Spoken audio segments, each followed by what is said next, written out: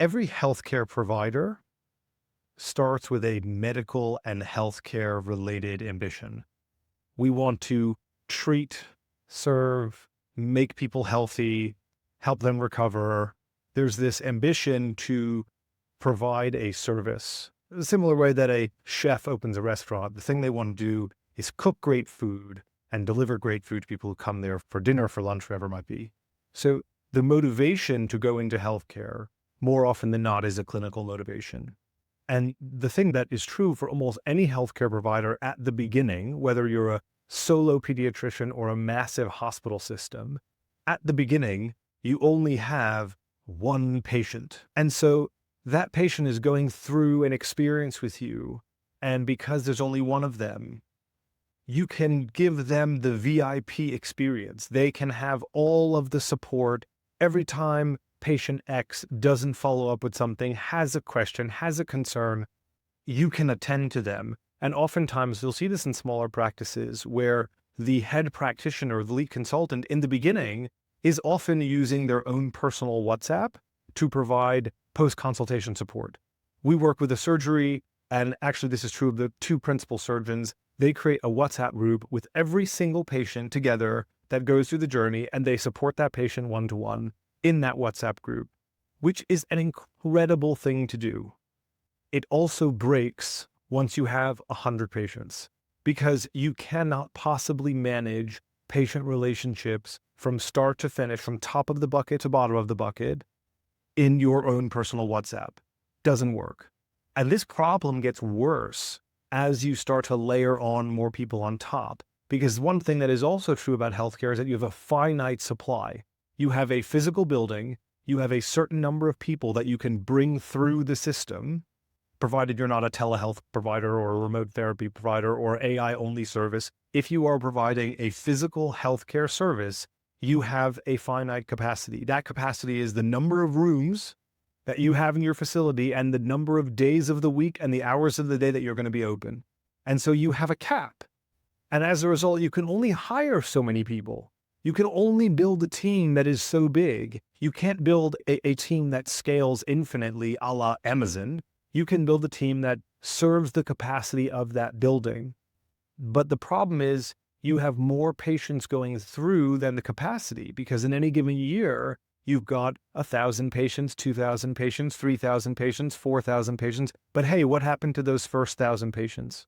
And so you have this ever increasing flow of new patient inbound and this accumulation of problems elsewhere in the bucket. That might be at the lead capture point. You might be managing your leads in Google Sheets. You might be managing your leads in Salesforce. At the end of the day, somebody has to sit there and actively manage those leads. That person has a capacity ceiling. You can put power tools around them, but they still have a capacity ceiling. The same thing happens at consultation. People come in, they get a treatment plan, they go, I'll think about it. Let me go home and talk about it with my partner. I need to think about whether or not this is the right time for me. Practitioner says, oh, that's great. No problem. Let us know if you have any questions. You never hear from the patient again. Meanwhile, they may actually have had questions, but that drop-off starts very high up the journey, and it only gets worse. Do not attend, cancellation, patient recall and retention, all of these points along the journey are leaks. And if you add leak and leak and leak, suddenly you're looking at 10 to 15, maybe even 20% of inefficiency in the practice, because you've got gaps all over the place where value is literally leaking out the sides, and you try and compensate by turning on the flow. Let me just pour in more water, because if I put more water in, we will stay busy. But actually the economics of what you're doing, they don't get any better. You're paying for those new patients. You're not retaining from within. And so our job is to help you put structural support around that bucket, put a Band-Aid here, put a structural clean here, and try and shape the bucket so that when things come in, they stay. Or if they happen to leak out, they leak out in the right way. I think one of them is a personnel issue. So your front of house team, your admin layer are fundamentally not commercial. And because they are not commercial, they are not thinking about your bucket. They are thinking about their to-do list. Their to-do list is not the same thing as your revenue. And so problem number one is the people you are hiring and retaining, the incentives, the tools, the techniques, the history for that team is not fit for purpose. Most people, when they go out and they hire a receptionist, and you can look at this in the job descriptions that you find online, they say 1 to 2 years in customer service. Retail experience is preferred. 1 year in a healthcare setting is preferred. And hey, we'll pay you £14 an hour. That is not a revenue manager. That is an administrative role. There's nothing wrong with that administrative role, but expecting that person to come in and to suddenly be handed the responsibilities of running a high-value sales pipeline is never going to happen. It's like hiring a finance manager and expecting them to do marketing. You're going to be sitting there banging your head against the wall. So one problem here is that you have a talent disconnect between the job that you think they need to do and the job that they are actually doing. So I think that's one big problem that contributes to these holes. If you take that downstream, the other one is the tech. The tech that you are using is not oriented to revenue. It's oriented to process, to administration. It's oriented to booking and medical notes. It is not a sales pipeline. It is not about conversion efficiency. And we know this because a lot of people that we work with use practice management software. They use EMR, EHR, and then they start to bolt on these other tools because they start to hit the limitations of those core systems. But the tools that they bolt on don't work for healthcare. We've got one clinic that uses ActiveCampaign, which is a very interesting lead management tool, but nobody who built ActiveCampaign said, oh yeah, this is what it should look like in a healthcare setting. And so inside of that workflow, you can do emails and calls, but you can't necessarily automate your inbound, outbound on WhatsApp, SMS, and you can't connect an inquiry booking into an initial consultation in the practice management software because there's no integration between those two systems because ActiveCampaign wasn't built for healthcare. So the tech that you're using is not fit for purpose. You're using a hammer to try and turn a screw. At a certain point, you only get so far. You can't get the leverage that you want as a provider when you use the wrong tools. I think the thing that rounds that out is this idea of ownership. Who in the clinic has the single job? That job is to own conversion. That's it. Oftentimes the answer is no one. In a smaller clinic, it's definitely no one. It's, oh yeah, we just hired an admin, we just hired a receptionist, and they're going to help us do that. They will try, they will not succeed because they don't have the tools and they're not the right person. But ownership means this is their entire job description. And if you go into larger hospital settings where you might have a team of booking specialists, oftentimes those booking specialists are specifically dedicated to new lead conversion, inquiries that come in hot that need to be managed into a consultation. But what about everyone else? What about the hundreds of thousands of people who have come into the clinic at some point in the history of the provider who just disappear, who need a little bit more to come back? And that is ownership. Ownership means I'm waking up every day and I'm thinking about 1,000, 10,000, 100,000 patients that are under our collective care as an organization.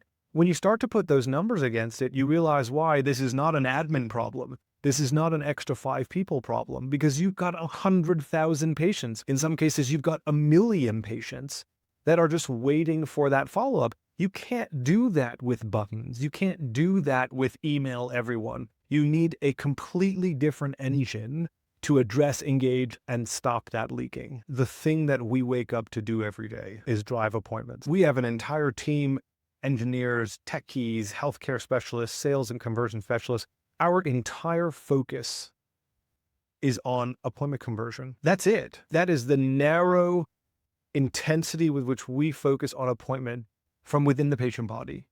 So the entirety of what we do drives to a single outcome, tackling white space in a calendar. So when you go out and you hire a sales or booking coordinator, that person might have some tips and tricks that they picked up in their past life. They might have some good sales scripts and a few email templates that they know really deliver good outcomes from their experience.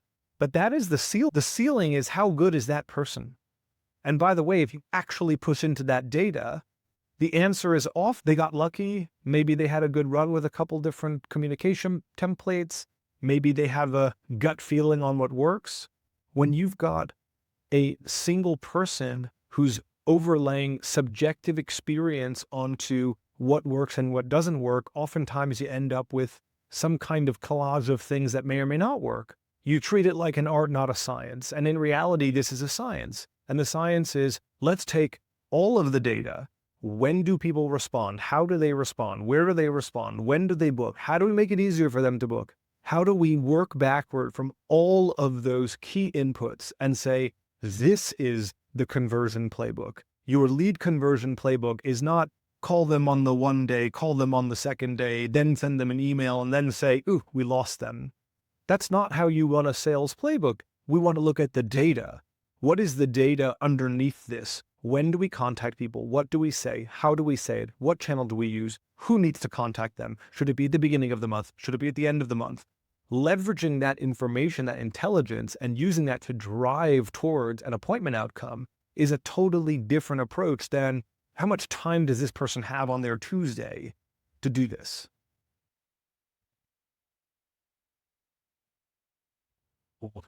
I think that the thing that comes to mind for us is technique and team. So you need technology, you need the engine to drive this thing. You need technique.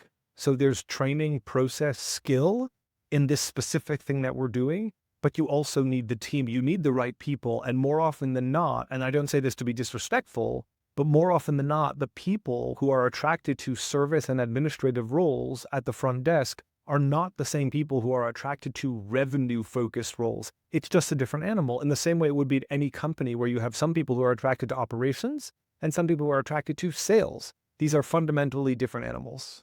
So in Maslow's hierarchy of needs, you have the most foundational things first, right? You have shelter, food, etc. at the bottom. And without those things in place, you can't start to layer on self-actualization, love, relationship, etc. And in a similar way, when you think about building a healthcare provider operation, you've got the basic things you need to put in place. And then you can start layering and you can start saying, okay, how do I go from surviving all the way through this idea of growth, this idea of efficiency? Because they don't happen at the same time, right? It's very unlikely that you're going to open your doors and get efficiency and growth while you're also trying to keep the lights on. And so building up that pyramid from the bottom, the base layer is, how do we put in place the things that help me survive? These are the fundamental, basic, day-to-day things that I need to do as a clinic owner, as a healthcare provider, to keep the lights on, to make sure that patients are treated to a good standard, to make sure we don't treat people incorrectly, to make sure that staff are paid. This is nuts and bolts. And that is layer one. Layer two is this idea of stability. Stability looks like I can take a weekend off. Stability looks like I can go on holiday. And in that stability, you get this sense of staying afloat without necessarily moving in and out of chaos and tension all the time. So you have flare-ups, things might need extra attention, but you get to a place where you feel like, okay, I'm comfortable here. And a huge number of healthcare providers, especially on the small and mid-market side, will get to stability. And that's a problem because you've done all the work to build that base, to then make the jump and to go up the ladder. But very few people do, because making that change is hard, requires a completely different kind of thinking. Because from stability, you move into this idea of continuity. You say, okay, now I've got my patients coming in. Am I managing them in the right way? Am I providing continuous care? Am I following up with them in the right way? Am I doing all that extension work that doesn't happen physically in the clinic? Then from continuity, we go into this idea of trust and reputation. Do patients, do they experience a high quality outfit? Do they experience a joined up team that really is on the ball? Or do they experience disarray and chaos? Not necessarily when the patient is in the clinic, because oftentimes if you're getting to this level, you are providing a strong in-clinic experience. But how on the ball are we as a team when the person walks out the door? And then finally, if you think about moving all the way up the pyramid, you this idea of growth and optionality. So can we grow? Can we scale? Can we improve, but do so without breaking?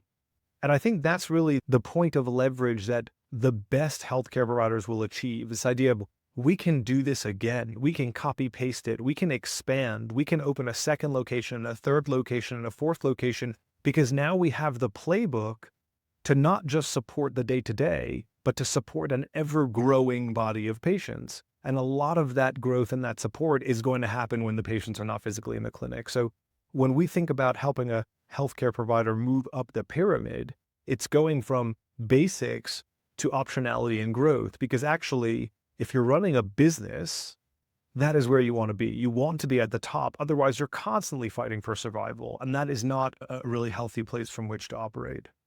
I think you've got those two sort of base layers, one of which is survival, the second of which is stability. And I think once you've put those two pieces in place, what that means is that when you show up on Monday, you're opening the doors and things are working the way that you expect them to work. But everything that sits on top of that sort of layer that captures things like continuity, trust and reputation, and growth and optionality, all three of those require you to do more, to move outside of good enough day to day. And that's really where coherence overlays. So it's not something that makes sense in the context of, I can't keep the lights on, I'm struggling, we are experiencing a point of chaos. But when you are thinking about pushing into that next layer, you need to think about how do you do that without just hiring more people. And I'll give you a very simple example. We work with a healthcare provider up in Edinburgh. They grew 15% year on year in the last 12 months. They did not spend a single pound on marketing to achieve that growth. They achieved 15% growth just from within their existing patient body. They saw 14% growth from patients who hadn't visited in 2 months, 9% growth from patients who hadn't visited in 3 months. And here's the number that totally blows my mind, 48% growth from patients who hadn't visited in 6 months, 48% growth by comparison to the year before. Cost of acquisition, no new ads, no new spend, purely focusing on optimization inside of the bucket. How do we keep people there? And how do we allow the practice to grow? Because now the clinic is saying, okay, I've got a system in place that's going to keep the value inside. Now I can start putting more stuff up on the top and seeing that trickle through in a way that's really high value. So essentially, you were suggesting, directly or indirectly, the investment should go or prioritize to existing patient body, right? Because ultimately there has to be some more work, net new work to be done with existing versus net new, right? 100%. But it's a question of which one is more effective. I think there's that great saying from a lot of investors that first-time business owners focus on acquisition, second-time business owners focus on retention. And that is true in venture capital and technology startups. It is true in a healthcare clinic. When you invest in acquisition, you have this addiction to bringing in value, quick wins, but if they don't stay, if you don't capture maximum value from that acquisition, then you're just pouring value down the drain. Eventually it goes, and the economics don't work. One patient coming back for an extra 2 visits is probably worth more than 10 patients coming in for 1 visit. They know you, the reputation and trust are there, the value that you can deliver to them is already in place, that relationship exists. Optimization in the patient body is always the starting point. And it's often something that clinics will overlook. They will jump. They will say, I need new, because that's the behavior that's trained when you open your doors. You've got no patients. So the thing that gets the lights on, the thing that gets you to starting out, to survival, to stability is new patients. But the thing that moves you from survival and stability into growth, optionality, trust, reputation is not the new patients. It's actually your existing patient body. And once that's in place and managed correctly, then you can layer on. We have a healthcare provider that we recently started working with, and the gentleman now leading this up is extremely commercial, has a very clear view of what success looks like. He is inheriting a bag of worms inside of the practice management software. The data is all over the place. Patients are tagged in ways that make no sense. You can't look at who is where in the journey. And this is the reality for many providers. You then put that against the backdrop of throwing an AI receptionist in there and asking them to do some work inside of this spaghetti database of patients, you will have a problem. It's a question of when and how bad will it get. And so this focus on cleanliness, on hygiene, on order, on focus on follow-up is what's going to unlock that movement to the next level of growth. Let's quickly switch gear for a bit. Let's talk about CRM. I know that you hate AI receptionists, and I know that we talked so much about CRM being the problem child of, in a weird, strange healthcare context.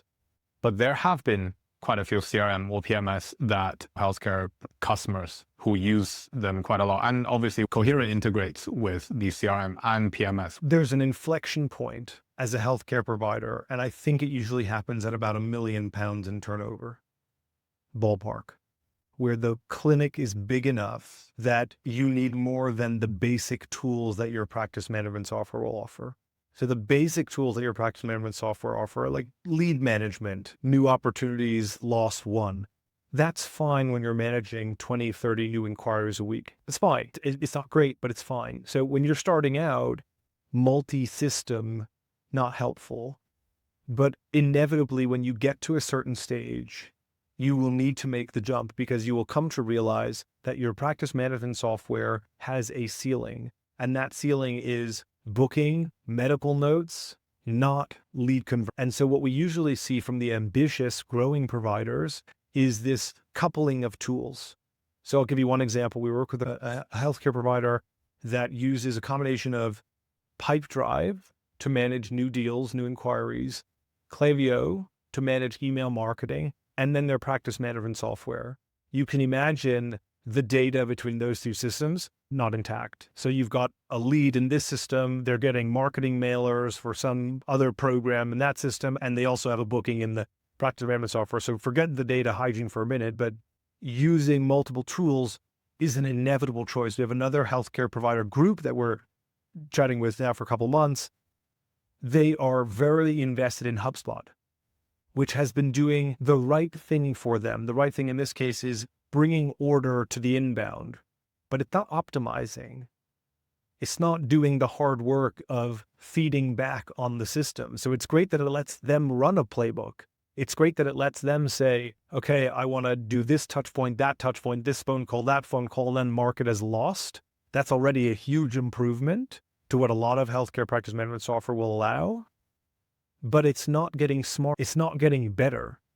So the way that their sales motion improves is run this process for 6 months, then export the data, do some analysis, and then realize, oh, this part of the sales journey is not efficient. Let's try these 2 other things. And so they're constantly on a 6 to 12 month delay.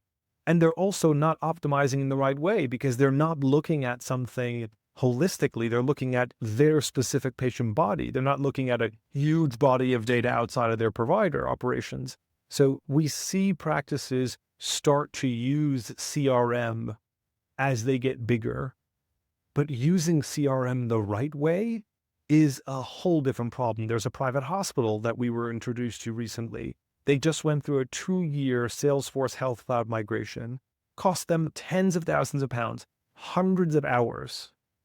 It's in shambles. Not because Salesforce Health Cloud is bad. It's a phenomenal piece of software, but it's heavyweight and you need an entire team just to implement and manage. And once you set it up, it's rigid.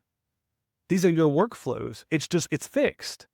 But what happens if you come to learn that actually your patient demography is starting to skew younger, and younger people don't want to be called? They want WhatsApp messages. They don't want you to call them on the phone because life's busy. Just send me a WhatsApp message. But hey, that's not inside of your flow.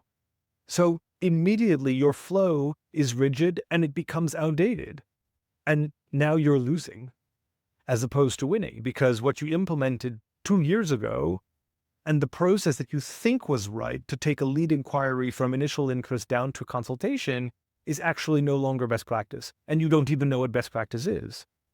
We have another healthcare provider that we work with that serve an older population. Most patients are over 65 years old. You can imagine that the engagement cadence for a population that's over 65 years old looks different than a patient population that's under 35 years old. The channel is different. The style of communication is different. But does the CRM tool tell you those things? Absolutely not. They just say, you've got patients, put them on a cadence, put them on a communication outreach sequence. They don't tell you, this is an older population, this is a younger population. You should think about messaging them this way. You should be messaging them that way. They just say, do whatever you want. Set up the flows as you see fit. But you don't know what the right thing to do is. And so you're leaking value. And that implies that other people are not. What I will say is this, the single defining characteristic of a PMS or REHR that we love working with, the single defining characteristic is the integrity of the API. That is the thing that for us makes the difference. The thing can look like garbage, act like garbage, perform. How high quality is the API? And that seems like a crazy question, given that we're in 2026. That is a crazy question, because if you look at modern software, the idea that data would not be accessible, would not be usable, would not be flexible, people would fall off their chair. You would have lawsuits. Even in banking and financial services, you have open banking. They've regulated top down. They've required that people have open access to information. But in healthcare is apparently not very important. 2 follow-up questions on that. Why API is so critical, in your opinion, to evaluate how good a PMS or CRM is, number 1. And number 2 is observation. Would that be because of the sensitivity of the patient data? In the UK, as an example, open banking regulation, and actually open finance more generally, is predicated on the belief that in order to deliver the highest value to the end consumer, to the person, the average person walking down the street, open finance enables that. It lets you serve them better, serve them more cost effectively. Some people up the value chain are probably not happy because now you don't have your interchange and scheme fees when you're making payments, when you do it through open banking, but open finance promises service to the end consumer. And it allows financial institutions and people using financial services and financial institutions to better serve patients, consumers, in this case, in a more time and cost-effective way. In healthcare, that doesn't exist. There is no regulated or fixed expectation about what data should or should not be accessible via the practice management software, via the EMR/EHR, which is why in 2026, you can have a dental practice management software that is used by probably 30-40% of dentists in the UK, that is on-prem and will not support an API. And the only way to get information out of the system is to download a CSV. And even then, you don't know what's coming out. That is the reality for many practice management software today. We work with practice management software that have no available API. Full stop. Why? Not a Why priority. Not a priority for them because their users oftentimes don't demand it, or because the standards are low enough that you can get away with not having those capabilities.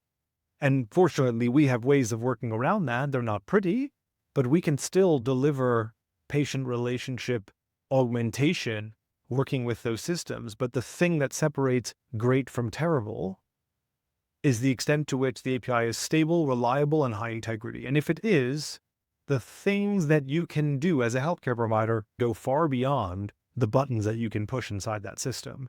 And so I think one of the defining characteristics of great systems of record is flexibility, ease of access, read right into the system. That's one thing that really stands out. I think the other defining thing is, are they staying in their lane? And I say that with respect to all the practice management software and EMR, but one of the things that practice management software have a history of doing is trying to do it all. And so you end up with a really strong calendar booking function, medical notes function, and then you get these lap-on additional applications that fall horribly short of actually delivering value to the end user and ultimately become bloat and clunkiness. And so one of the things that we always look for when we work with a practice is, are you using this the right way, this being the practice management software, or are you using all of the bells and whistles, many of which don't actually serve your desired outcome? So I think the extent to which a practice management software says, hey, this is my core value delivered, it is X, and these other things are available to you, but also feel free to grab some from there or use that tool that specializes in it to enable a collection of solutions to work together to serve the healthcare provider. That is an ideal state. It's not always possible. Let's talk about Project Alpha. What is Project Alpha, which I heard quite a lot about from the team? And how does it work? What's the expected outcome? Yeah. So Project Alpha is an experiment that we're running right now. And we work closely with one of our healthcare partners in the MSK space. And the whole premise of the experiment is what happens if you provide one-to-one support to a patient, not when they're in clinic, but when they're out of clinic? What happens if every single patient had a personal patient coordinator that followed up with them before an appointment, after an appointment, in the event of any question that they might have, in the event of any concern they might have? What happens if we provide structural support to the patient when they're not physically on site? How does it make the patient feel? And B, what pressure does it alleviate from the front office and from the clinic so that they can focus more on the people that are physically there, as opposed to having to deal with this inbound from people who are remote? And so the purpose for us in providing this service to one of our clinic partners is to say, let's take a dozen of your patients, I think we have 10 of their patients, and let them be our problem on your behalf. So let us check in, follow up, take payment, rebook, ensure the patient is fully supported. And if they're not, either try and solve the problem for them, or if it's a clinical matter, pass that back to you, escalate and allow the intervention so that the patient is always being supported, and hopefully being supported in a way that is not burdensome to the practice. And it's the beginning of that right now, but it's really interesting because one of the things that we found is that follow-up, even when the patient is not off track, can actually be hugely valuable, because sometimes the patient is not verbally communicating dissatisfaction or concern, but it doesn't mean they don't have it. So one of the patients that we reached out to said, hey, I'm actually waiting for this follow-up from the practitioner. I haven't received it yet. And now we were able to catch that within 12 hours rather than 12 days. So that patient wasn't banging on the table saying, where are my exercises? But they were in need of something that nobody knew about, that we were able to surface and as a result take action against. Another really interesting example is this idea of what happens in the relationship outside of the clinic can be brought into the clinic. So let's just say that a patient says, oh, I'm feeling much better now, but I had a really rough night. And that patient is coming back in on Friday for the next appointment. That practitioner could very well greet the patient and say, hey, I heard you had a rough night on Monday. That patient is going to experience a whole different kind of care continuum if the thing that they are saying when they're sitting at home on their sofa gets brought up in clinic when they walk in the next day. You are delivering holistic care. You're delivering the equivalent of when someone walks into the Four Seasons and greets you by your first name, even though they've never seen you before. There's a quality of care and service that we think is possible if you can provide that augmentation to the clinic, because we think the clinic wants to deliver that care, but they don't have the resources or the capability. Because we spoke with a customer last week, a different customer who's not on the Project Alpha. And then she mentioned something very similar, which is the connection and the level of care that's way beyond just clinical care, right? The almost like beyond excellent customer care. Like you said, take your coat, know your first name, know your medical history, know your dog's name, right? But these things are definitely becoming more and more important, and that's the expected outcome. Yeah, I remember when I was setting up clinic and we were going through our opening protocols and the procedures we want to put in place, almost 100% of the focus was on what happened when the patient was in clinic. It was amazing. I remember this very clearly, that we would script, they would come in, sit there, and this was in the middle of COVID. So come in, sit there, take temperature, put hand gel on, put shoe covers on, put a mask on, then move to this part of the clinic, have a cup of water, wash your hands, do whatever, then go downstairs, sit in that chair for 2 minutes, go into the treatment room. We would script the experience in clinic to an extraordinary amount of detail. And we spent almost no time thinking about the equivalent when they walked. Not because we didn't want to deliver a great outcome for the patient. Of course we did. We wanted to deliver a great service, but our entire focus was what happens when they're here. But in the context of their journey with us, they spend 30 minutes in front of us every 2 months. They spend 30 days in a month, 60 days, 60 times 24 hours, not in front of us every 2 months, and 30 minutes in front of us. As long as we didn't let them walk out upset, in all likelihood, the thing that mattered would have been what happened when they weren't physically there. But so much of healthcare is indexed around what happens when they're in front of me, not when they leave. And I think Project Alpha is an attempt to say, hold on a minute, let's just say we give as much focus to the patient when they're not. How does that change things for them? Does that make them feel supported? Does that make them feel empowered? Does the patient suddenly get really excited? Do they feel more connection to the practice? Does the practice no longer worry? Hey, what happened to that patient? They had a question. Do they now feel like, hey, I know it's in hand? That's what we're trying to deliver in that experience. But if a clinic owner listening to this podcast really wanted to sign up to the beta of Project Alpha, is it available for them to sign up, or is it like completely limited availability depending on the type of clinics and patients? So right now, Project Alpha is in a controlled experiment right now. So we have a single practice with a handful of patients, but what we are building with that practice collaboratively is the engine to allow us to support that quality of care and service at a much larger scale. And we think that in the course of the next 3-4 months, we will be in a place to say, okay, you've got 10 patients, you've got 10,000 patients. Hey, we can provide one-to-one support at an enormous scale in a way that you can't imagine. So if that clinic owner or that healthcare provider is asking us if we do that today, the answer is no. But if they're asking, hey, in the next 3-4 months, I want to be in a place where I can provide one-to-one support for patients outside of the practice, the answer may very well be yes. So that's what we're building toward right now. Let's talk about the offering or the product, the main product that's available now, called Coherent Sales Desk. The reason why it's called Sales Desk, not Admin Desk or Front Desk, was because of a particular reason. So you mentioned previously about the leaky bucket. One of the main problems is the type of role that a clinic recruited to fit into this particular function, which is admin versus sales, right? Explain a bit more about why is it called Sales Desk and what was the intention and purpose behind this named function? There is a horror story for almost every single healthcare provider, and it goes something like this. I was away on holiday for a couple of weeks, or one of my pipes burst and an entire building shut down. And so we had to cancel all these appointments. And then we showed up on Monday and the entire calendar was white space, no appointments. And I remember having this when I was running clinic, this idea of white space in the calendar. Every half an hour, every 10 minutes, every 5 minutes that are not productive for the clinic is value lost. Every single minute. And so a lot of healthcare providers will say, hey, if we can get to 60% utilization, if we can get to 70% utilization, that's good. It's not good enough.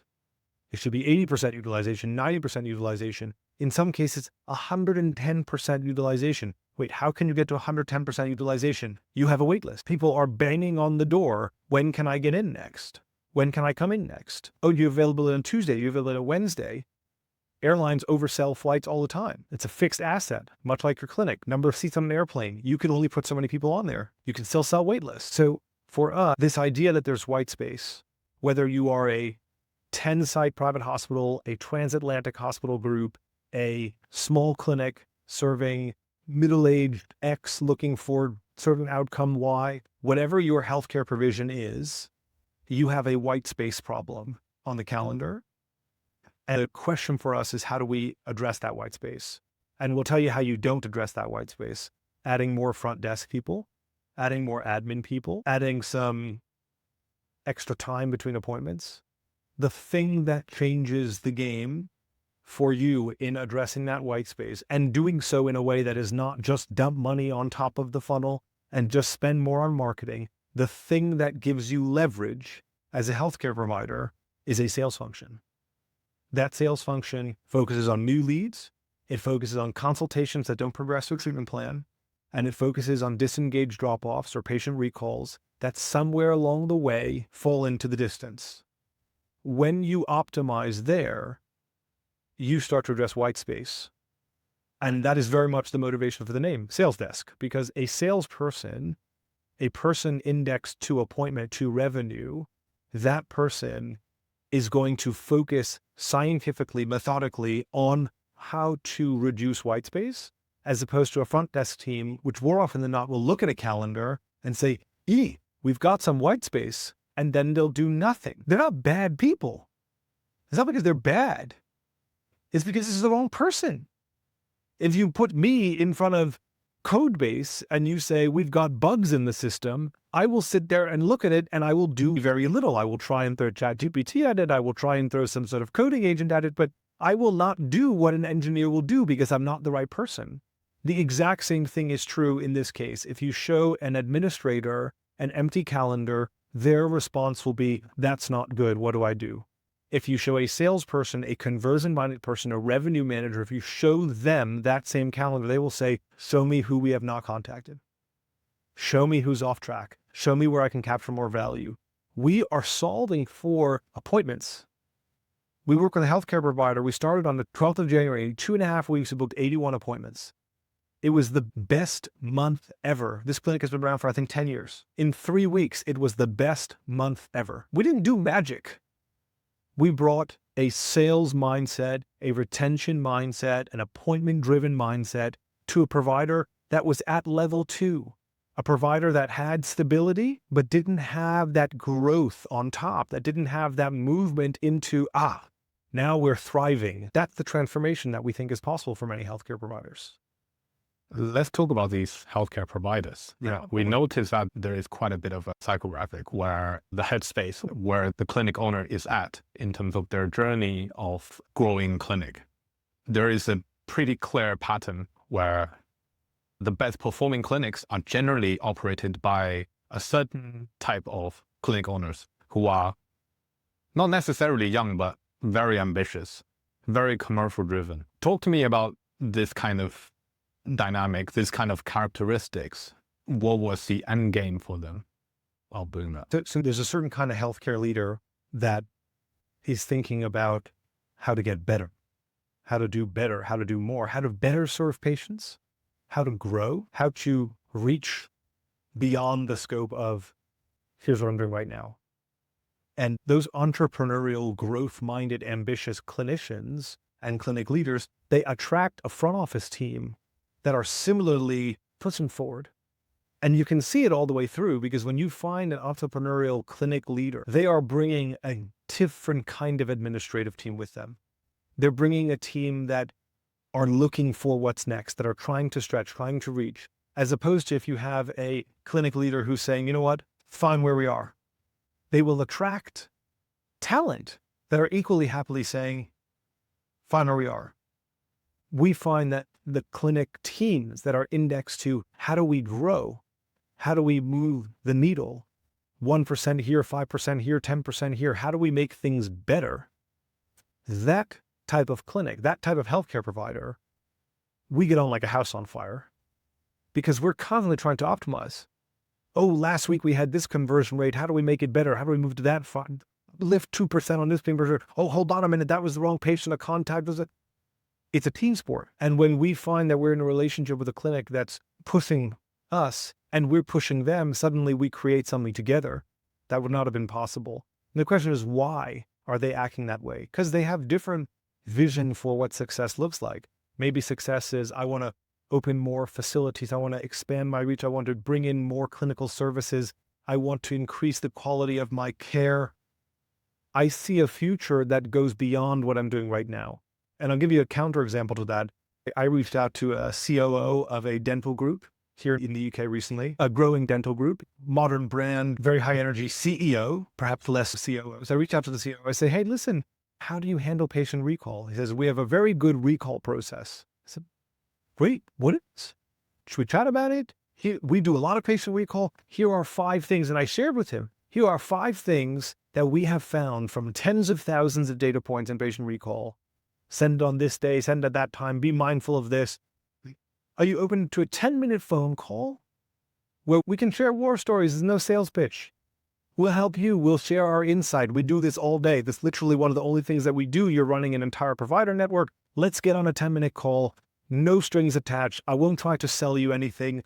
I'll just share what we know. You can take it away and do whatever you want with it.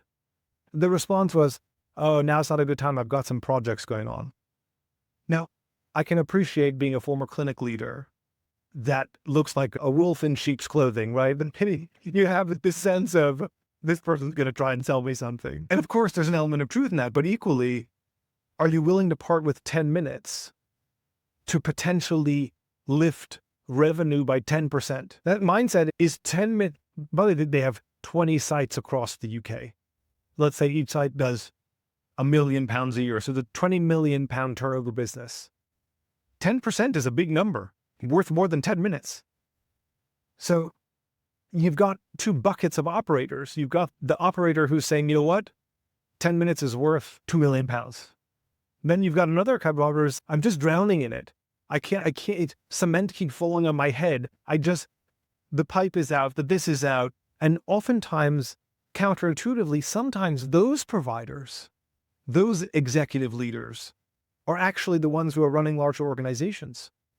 They say, oh, I'm doing £20 million a year in turnover. We've got a good business. Things are working, but are they working well? And this is what you always say, right? CRM in general is nice to have. Spreadsheets work just fine. But the ambitious business builder is saying, I need to do more. I need to go outside of spreadsheets. I need to layer on the next capability and the next capability and the next capability. Now there's a ceiling somewhere. But if you can create 5, 6, 7% of net margin in your healthcare provider operations without spending a single pound on new marketing activity and not hiring more people, you should be biting off someone's arm. That is a total inflection in your business that is otherwise very hard to enable. That goes back to the hierarchy of clinic operation hierarchies, right? Where for many clinic owners or operators, the senior operating decision makers who are mid-up range on that hill, they just lose that drive of climbing higher and higher. Whereas some clinic owners out there, especially the small, medium-sized, that There's a hunger. They have a hunger to climb up, to go up to the top, right? And I think the thing that's interesting is everyone gets hungry when someone throws a multiple in your face.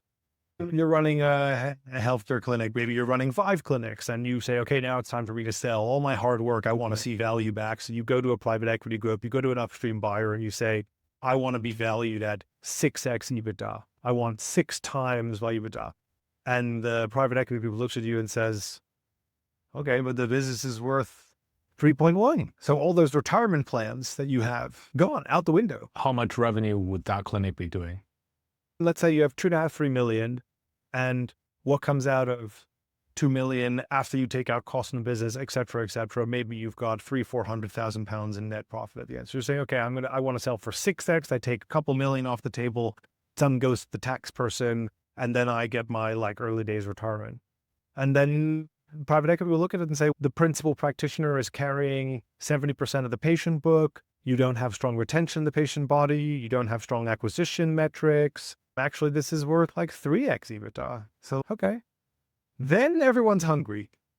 Then suddenly we start looking for optimization. We start looking for new revenue growth opportunity. We say, oh, hold on a minute. And so a huge amount of business that we pick up is, I'm thinking about selling.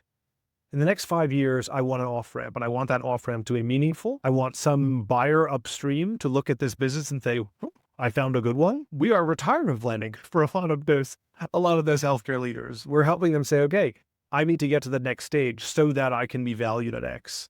And the same is true even for much larger organizations. We speak to practices that are doing 20 million, 30 million in turnover, 40 million in turnover. In some cases, there's a healthcare provider that we work with that's doing more than 15 billion annually. And guess what? They've got the same problem. Leakage across the patient journey. Patient drop off here, don't have the right technology, don't have the right team, don't have the right ownership. If you're doing 1 million appointments a year and you're losing 10% along the journey, those are big numbers. And at that point, when the clinic owners or shareholders thinking about selling, then a typical clinic turned into a business, which they have to think of way to maximize the upside. Absolutely. And it might be better to think about optimization and retention early on. It would be good to think about retention at the beginning, not at the end.